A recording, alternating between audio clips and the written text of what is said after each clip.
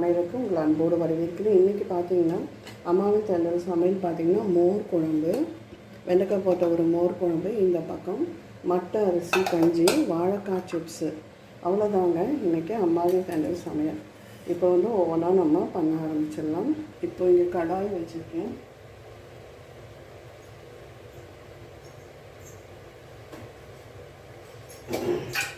First நம்ம தாளிச்சிக்கலாம். 2 spoon எண்ணெய் விடுவோம்.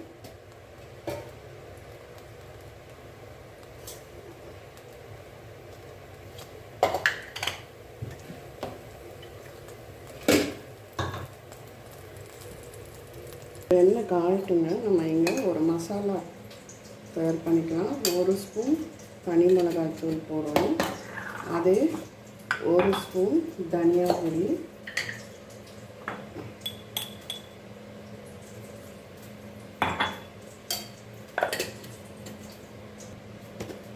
கொஞ்சம் இதில் உப்பு சேர்த்துக்கலாம்.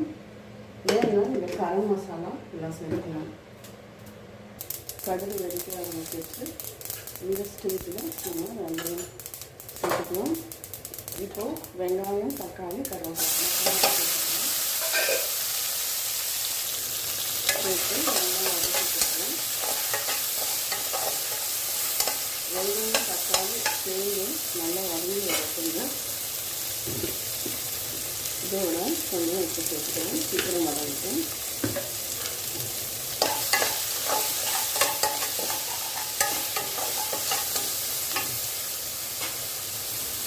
இப்போ இங்கே நம்ம மசாலா கரைக்க போகிறோம்.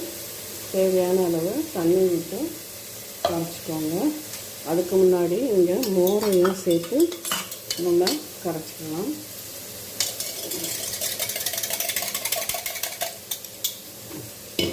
அடுத்தது இந்த குழம்ப கரைச்சி வச்சுக்கலாம்.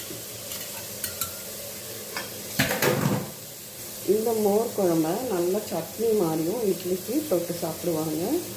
பார்க்கலாம். இது குஜராத்தி கறின்னு சொல்லுவாங்க. இப்போ வெண்டைக்காயை சேர்க்கலாம்.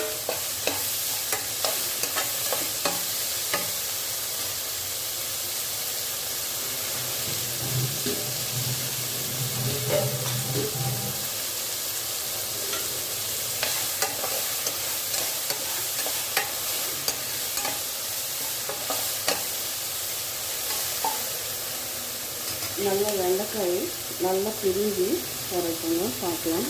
வெண்டைக்காய் அந்த பிசுபிசுப்பு தன்மை மாதிரி நல்லா வதங்கி வரணும். அதுக்கப்புறம் நம்ம கரைச்சி வச்ச குழம்பை ஊற்றலாம். சட்னி ஒரு லேட்டாக சட்னி நமக்கு வேலையாகணும். இந்த மாதிரி ஒரு மோர் குழம்பு ஊற்றலாங்க. காய் நாமே வைக்கலாம். இதில் பூசணிக்காய் சேர்க்கலாம். வெண்பூசணி,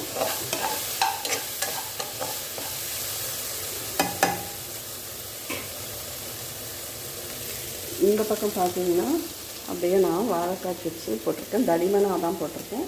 ரொம்ப நல்லாயிருக்கும் இந்த மோர் குழம்புக்கு. அதுக்கு தனி மிளகாய் தூள், உப்பு, தனியாத்தூள், பச்சரிசி மாவு சேர்த்துருக்கேன். இப்போ இது வறுப்படட்டும். பார்க்கலாம். இது தோட்டத்து வெண்டைக்காய். அதனால் சீக்கிரம் வெந்துடும். காலையில் நல்லா உதிரியாக ஆயிடுச்சு.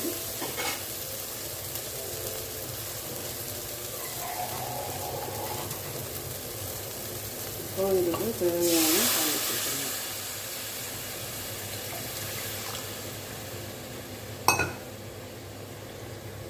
இப்போ பார்த்தீங்கன்னா தேவையான அளவு தண்ணி விட்டு கொதிக்க வச்சிடலாம். நல்லா உங்களுக்கு கொதிச்சு வரணும். அந்த பச்சை வாழைப்போக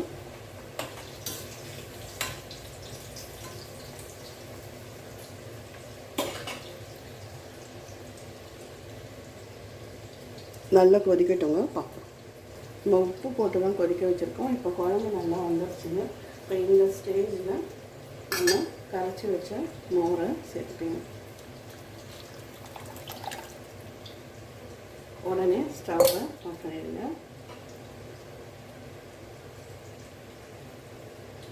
இப்போ பார்த்தீங்கன்னா சூப்பரான குஜராத்தி கறி மோர் குழம்பு, வெண்டைக்காய் மோர் குழம்பு ரெடி ஆகிடுச்சு. அவ்வளோ டேஸ்ட்டாக இருக்கும். நீங்கள் ட்ரை பண்ணி பாருங்கள். இப்போ பார்த்தீங்கன்னா சூப்பரான மோர் குழம்பு ரெடி ஆகிடுச்சு. வெண்டைக்காய் மோர் குழம்பு, வாழைக்காய் சிப்ஸு, சூப்பரான காம்பினேஷன். கண்டிப்பாக இந்த வீடியோ பிடிச்சிருந்தால் லைக் பண்ணுங்கள், ஷேர் பண்ணுங்கள், சப்ஸ்கிரைப் பண்ணுங்கள், கமெண்ட் பண்ணுங்கள். நன்றி, வணக்கம்.